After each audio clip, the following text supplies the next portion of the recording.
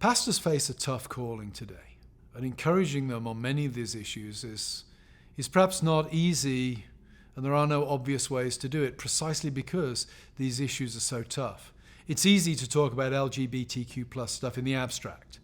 It's hard for a pastor to sit in his study and look somebody in the eye and be engaged in talking with somebody for whom this is their agonizing struggle. I would say a couple of things to pastors. I would say, one, first of all, remember it isn't all about you. Conversion is always a supernatural thing. God is sovereign, the promises still apply. So be encouraged that you haven't got to carry the weight of responsibility on your own shoulders. Secondly, I think don't beat yourself up if you make mistakes. Everything's changing so fast. So many unique situations are being generated on an almost daily basis for pastors today.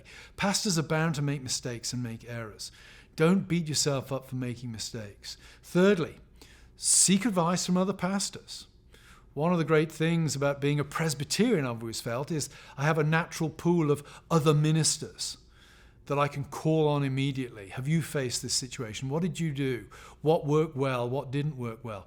Be prepared to draw on the broader wisdom of your Christian brothers who are in ministry at this particular point in time. Fourthly, be encouraged by some of the testimonies out there of people who've been saved from lives of great sexual damage. Read Rosaria Butterfield's testimony.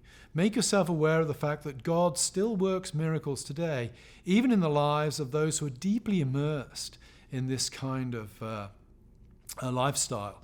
And finally, I would say, always make a distinction in your mind between what I would call the politics and the culture of the LGBTQ plus movement and the individual facing you in your study for whom this is their personal struggle or their personal agony.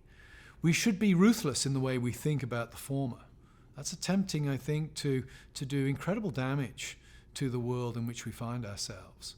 But we need to be very pastoral and sensitive to the individuals who are struggling with LGBTQ kind of stuff. The pain generated by that is very real for them.